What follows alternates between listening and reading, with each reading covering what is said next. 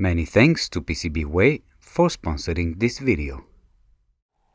Good day everyone, and welcome back to DX Explorer for another video. In today's video I am back with an older project, as I promised in the last video. Here we are with the Pititico CW transceiver. The reason why I'm back with this project, just because I think I already have 2 videos on this little transceiver, but I modified the circuit, and because I'm updating the blog articles, I would like to have on the blog article some newer video, just to make sure that I'm presenting the right thing to the people that are coming to read the articles. And of course I want to have an updated video for the product, and not exactly, well, it is some sort of product page, more exactly the project page that I have on the on pcbway, where people can order the PCB boards, so they have an updated video on this particular design. So yeah, what is the Pititico? Well, it's a simple CW transceiver based on one single 2N2222 transistor. The original schematic was designed by Miguel, Papa Yankee 2, Oscar Hotel, and I have to say big thank you to Miguel, because at the beginning when I first built my first versions, I couldn't really understand the circuit, and I emailed Miguel and he was kind enough to reply back, and he did such a great job explaining how it works, that not only that I understood how the circuit works, I even ended up making little improvements in time. So this is the last version, and that's it. I'm not going to play around with it anymore. I'm going to end up building a nice enclosure with it, and finally take my time to actually learn the Morse code and get into CW. And I can't wait to actually use this tiny transceiver. So yeah, without wasting any time, we're going to get here on the table really quick, listen to it for you to hear how it sounds on reception.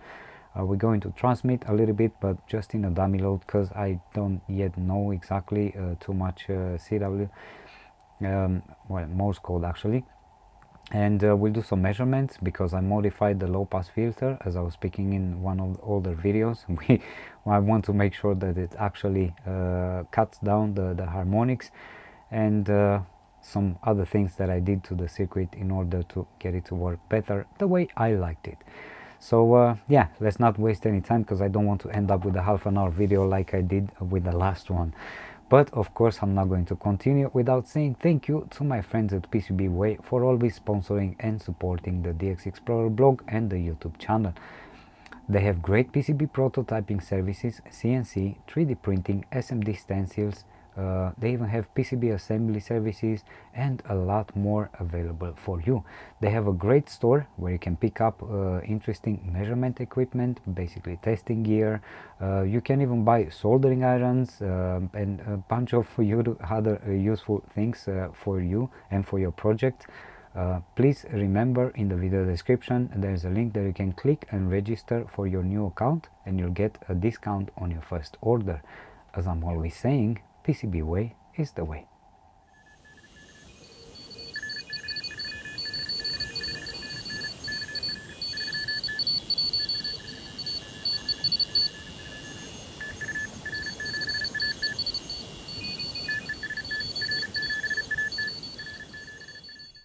So on the screen right now you can see the final schematic that I used for this Pititico CW transceiver.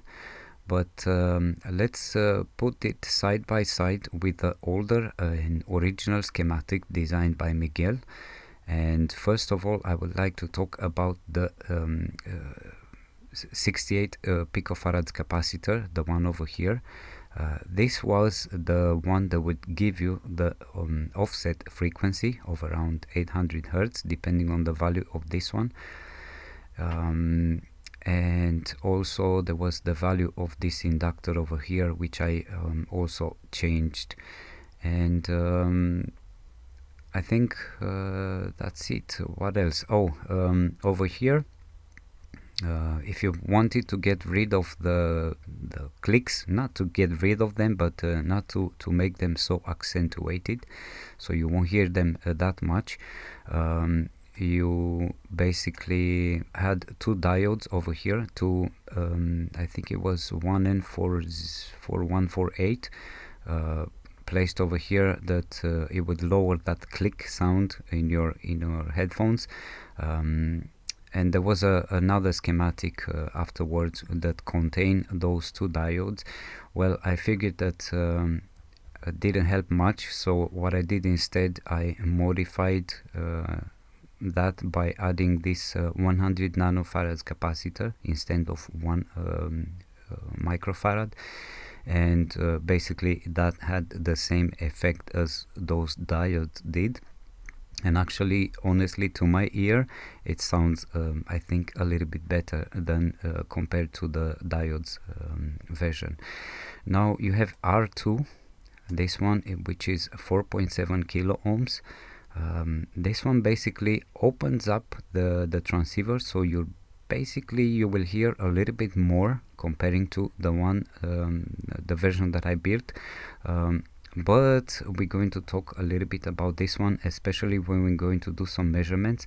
So right now I'm using 10 kilo ohms instead, and the reason for this is that remember that it's a simple direct conversion receiver, so basically the oscillator would continuously oscillate and it will transmit that on air, and you will see the level of the oscillation transmitted on air all the time continuously with this 10 kilo ohms resistor. So if I lower the value to 4.7 kilo ohms, I can hear a little bit more. So let's say, I don't think I can say that you can increase the sensitivity, but you will be able to hear a little bit more and better, but also the level of the transmitted signal, the continuous transmitted signal of the oscillator also rises up, and I think that becomes a problem at some point. So yeah, I opted to use 10 kilo ohms instead. So what else? When it comes to this 68 picofarads capacitor, which will give you the frequency, the offset frequency, what I did, I placed this one over here. It's C3. It's a trimmer capacitor, and it gets connected a little bit differently comparing to the original design by Miguel. But this is the one that will allow you to adjust the offset frequency. So you can basically tune it to your personal preferences. I like to use something around 600 to 800 Hertz frequency offset. And also remember, I was talking about the fact that if you use a 7.030 megahertz crystal, the transceiver will not transmit exactly on 7.030, but somewhere around 7.029.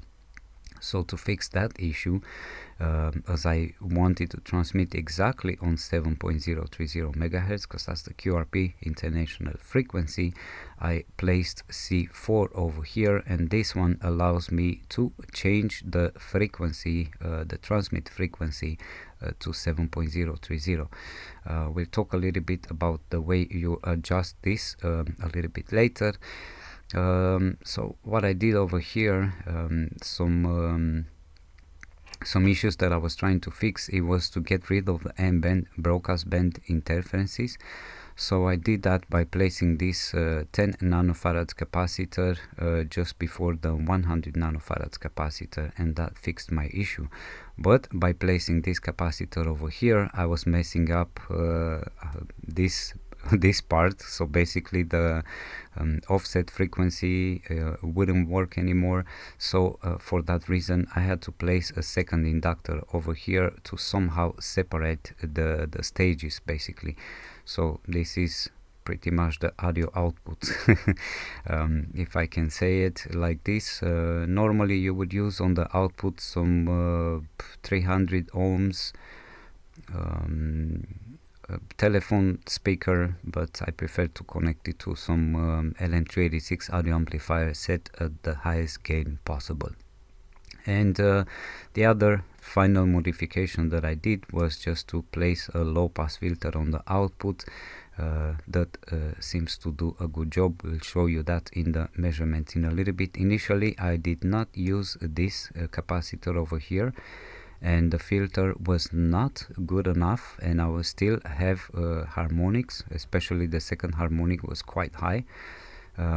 So by placing this capacitor over here I fixed the problem, and that's it. This is the final circuit that I'm using, and that's the reason behind all the modifications that I did. Otherwise I try to keep it as close as possible to the original design and also use as little parts as possible. One other thing that you can do if you want to increase the power, you'll see if you take a look at the minimalist 700 milliwatts CW transmitter, you realize that the schematic, it's very similar basically to the minimalist CW transmitter.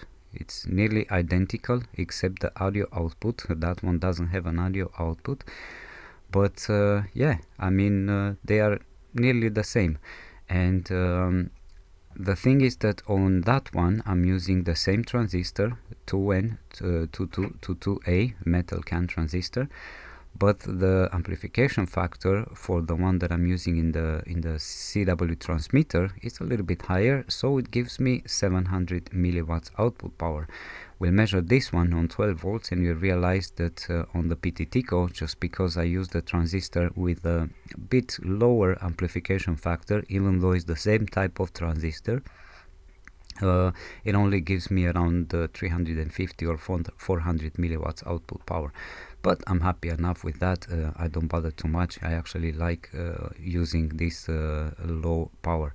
So anyway, that's it about the schematic. You can, if you want, change the transistor with a more powerful one, maybe like a BD139 or a 2N2019 or something like that, and probably you might have to play around with the value of R1 to do it and adjust it according to the transistor that you're using. But yeah, that's it. This is the final schematic. I'm really happy about the way it works. Let's do a quick power test before we carry on with the measurement. So I have my power supply at 12 volts, and the power output is somewhere around 450-ish milliwatts output power. If I go with the power supply or I connect a 9-volt battery, the power output is somewhere around 300-350 milliwatts. So I'm pretty happy with the way it works at this point on the power output. As I was saying earlier, in the 700 milliwatts minimalist transmitter, I'm using the same transistor and the schematics are nearly identical. Of course, the only difference between these two is that the transmitter obviously doesn't have the frequency offset adjustment, the second capacitor, and also it doesn't have the audio output. But other than that, the circuits are identical. So on this one I put it a heatsink, and that's the reason I'm using the metal can transistors. And over here, if I would probably pick carefully the transistor with the higher amplification factor, I would probably end up having the same 750 milliwatts output power that I'm getting with the minimalist transmitter. So yeah, but I'm happy with this power. Let's not forget the Pixie without any modifications. Most of the time the power output of the Pixie is somewhere around 350 milliwatts at 12 volts. So yeah, it's I think it's a decent power for such a simple transceiver. Anyway, let's continue with the rest of the measurement on the Tiny SA and explain a couple of other things. Before we carry on, I just wanted to mention something that I promised in the last video, that I will talk about why I like the quality of the PCB boards from PCBway. I'm not going to name other companies, but I had some friends that sent me PCB boards made by other company, which is a direct competition to PCBway, and they are using that company. And the reason why I didn't like those PCB boards is that, you know, when I'm testing things, Remember, I'm not an engineer, so many times I don't know how to calculate exactly certain values, so I'm discovering those correct values by trial and error. So I'm soldering and unsoldering parts many times on the board until the circuit performs as I wanted to. So the problem with the other company is that as soon as I solder and I unsoldered that particular part 3 or 4 times, that's it. The traces from the PCB board will simply come out, and basically the PCB board will be destroyed. I destroyed many PCBs like this, and this one over here, it's been through the same tests all the time. And look at this one, it looks like new. Of course, I cleaned it up with the acetone and alcohol, so it looks clean and nice, but it's been through the same process and it still looks like new. So yeah, that's the reason why I keep pushing the quality of the PCB board from pcbway, not just because they're sponsoring the videos, but that's the reason why I actually accepted the sponsorship from pcbway. So I'm really happy. Anyhow, remember, if you want to order PCB boards for the Pititico CW transceiver, you have a link in the video description, and you can also order the assembled version, where all you're going to have to do is to, of course, provide yourself with the connectors and adjust the frequency, offset frequency, and to make sure that it transmits on 7.030 megahertz, and play around probably with the spacing on the low pass filter on the inductor to make sure that it cuts the harmonics properly, and you do the final adjustments. But that's it.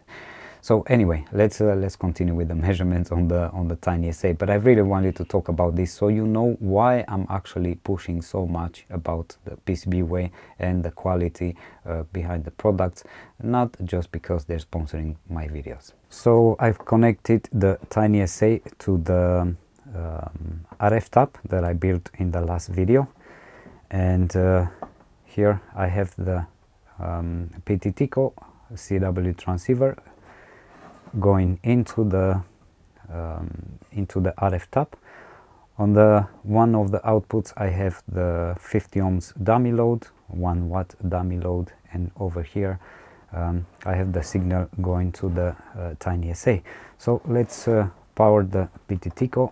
Over here I'm going to turn on this one, and let me just zoom in really quick over here and we'll take a closer look.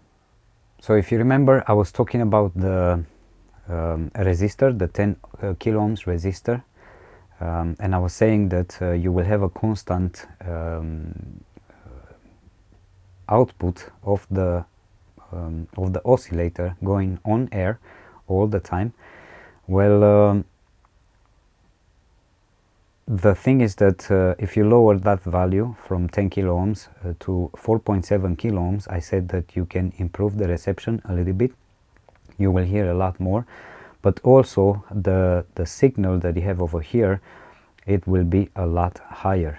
So right now what I have over here is the minus 39.9 decibels from the RF tap, and I also have minus 48 dB over here on the basically the oscillation going on air from the transceiver, which is constant, and I think it's okay. Minus 48.8, nearly minus 50 dB.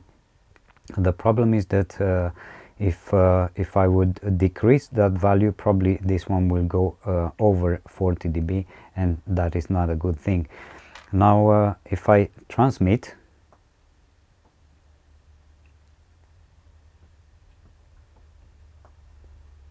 I have minus 14 dB over here. Well, I might have to calculate and take a closer look at that, but my interest right now is to make sure that my second and third harmonic and so on are not going over minus 40 dB.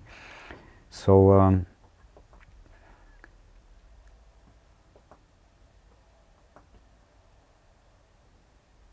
let me put just a little bit more attenuation over here. I'll put some more 10 dB so it doesn't jump up like it did. So as you can tell, right now with the modified filter, the second and the third harmonic are way below minus 60 dB. But of course, if I have to let me see how I can hold the tiny SA and also transmit at the same time.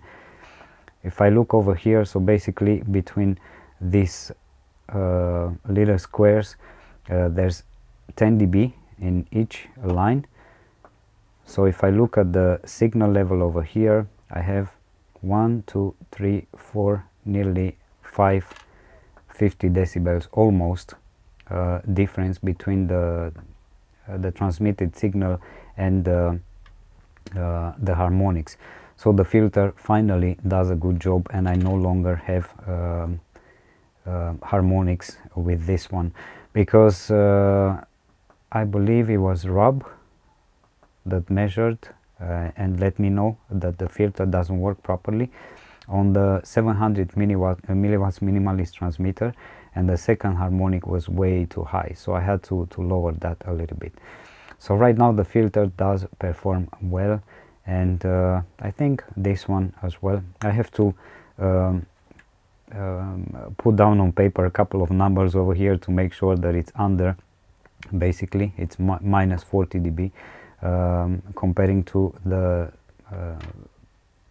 signal, but when it's in standby basically and I'm not transmitting that constant signal going out from the oscillator, it also has to be under minus 40 dB, so it doesn't bother people. But I'm pretty sure that if you would be close by with a transceiver on 7.030 megahertz, you would probably be able to hear the oscillator.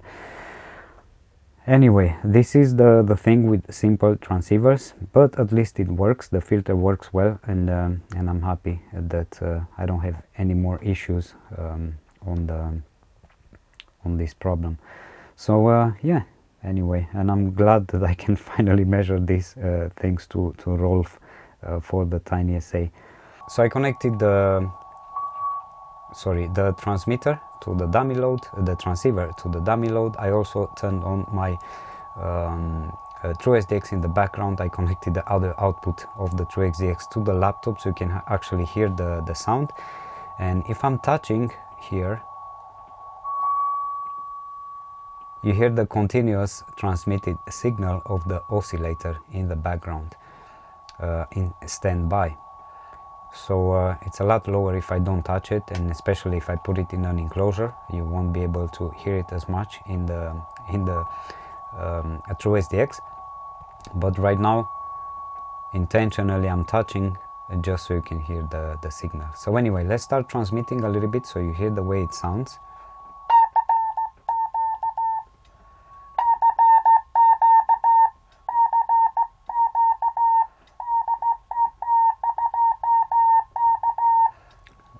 I'm not trying to transmit anything.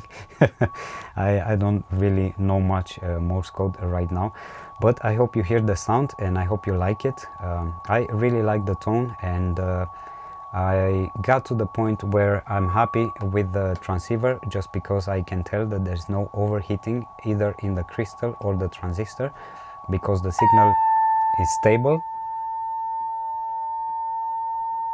And also I don't have too much chirp. I can feel a little bit of chirp, but not that much, so I'm pretty happy with the way it turned out.